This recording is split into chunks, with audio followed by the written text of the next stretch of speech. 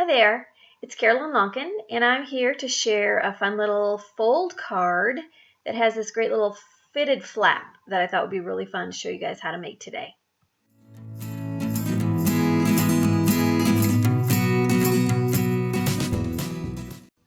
The products that I'm using today are the stitched square frames from My Favorite Things, the Bold Blooms stamp set by Essentials by Ellen, and the coordinating Bold Blossoms dies by Essentials by Ellen. Okay, I started off with a 4 1/4 by 8 1/2 by 11 piece of the white linen cardstock by Essentials by Ellen, and I scored it at 3 1/4, and then I put it back in, the crease side in, and scored it again at 5 1/2 with my mini scoreboard.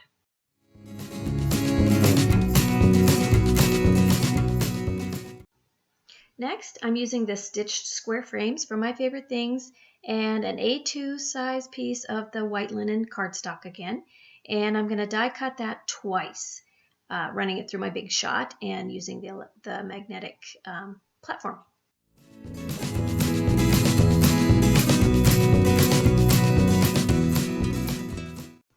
I'm going to use the stitched square frames again to die cut a piece of the black and white polka dot paper from the brand new My Favorite Things Dots and Stripes neutral pad. I'm going to run that through my Big Shot just the way I did with the white linen paper. Now you'll see that I'm going to adhere the frame to the card base. I'm going to attach the frame side of it, the stitched frame, first, the black and white polka dot stitch frame, first to one of the white linen frames that I already die cut. And then I'm going to put adhesive on 1/2 of the square, on the back of 1/2 of the square, and attach that to the short scored side of the card base, kind of centering it and angling that frame so that the points are aligned with the edge of the card base. To finish off the inside of that polka dot frame, I'm going to just add one of the white linen frames to the inside, kind of aligning it exactly how it is on the front, but it'll look finished on the inside. Then I'm going to take the squares that were created when I die cut the stitch frames, and I'm going to add those to the other side of the card, basically mimicking what I did with the frames. So putting adhesive on 1/2 of the square and adhering it to the other side of the card, but kind of fitting it inside of that frame so that it's positioned perfectly. And then I'm using my little adhesive eraser there just to make sure I get all the adhesive off the front. And I'll put adhesive on the entire back of the other one to again finish off the inside of the card.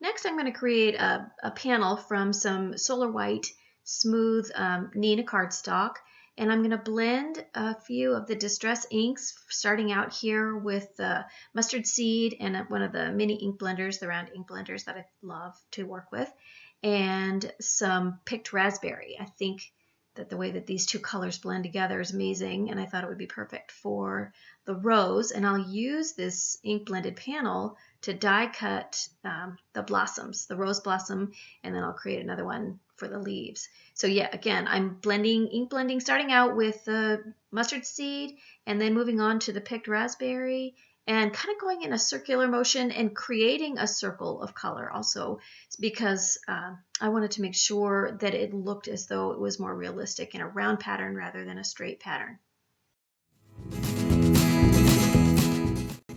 Okay, I'm going to do the same thing on another Solar White panel, starting with mustard seed, blending it pretty vibrantly and blending it in a line this time rather than in a circle. And again, I'm laying down a pretty heavy layer of this mustard seed ink, and then I'm going to grab some peacock feathers and blend that with the mustard seed, because it blends to make a most beautiful green color with just a hint of turquoise, which I thought would be perfect for the leaves of the blossoms.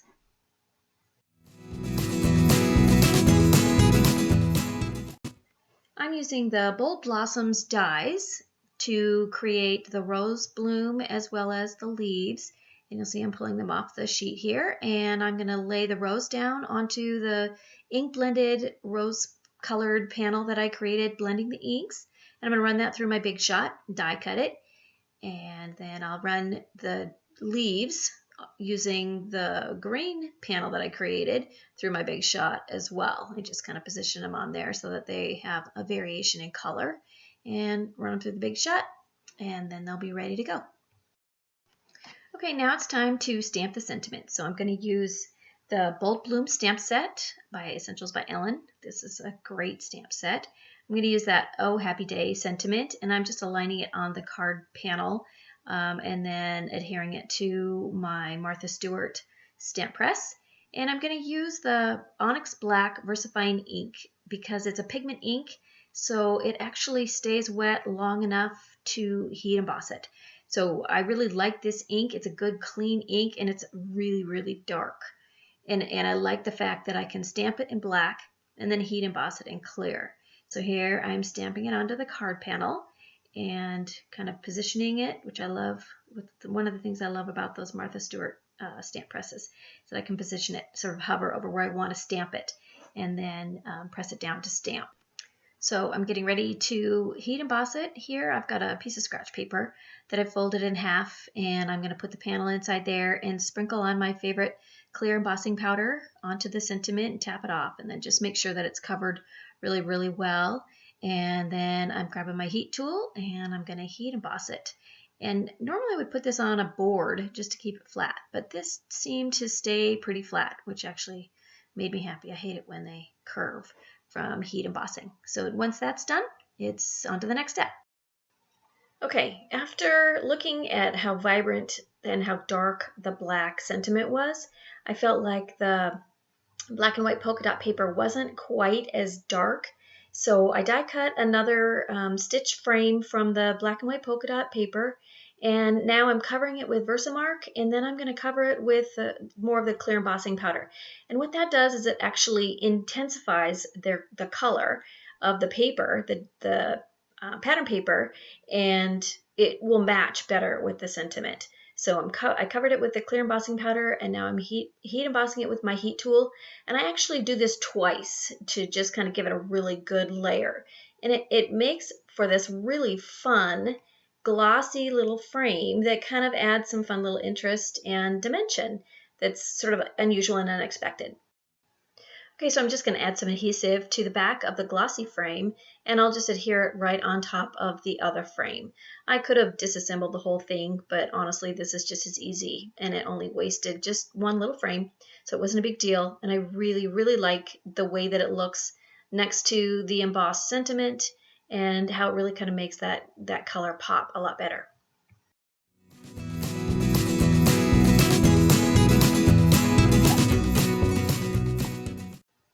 Now I'm adding foam adhesive in small little bits to the back of the rose as well as to the back of the leaves. And I'm going to just cut some little teeny tiny pieces of that Scotch adhesive foam tape and adhere it just to some of the small spaces. I actually want to leave a space where the leaves are going to stick to the card base underneath the rose, but this will give the rose a little bit of dimension.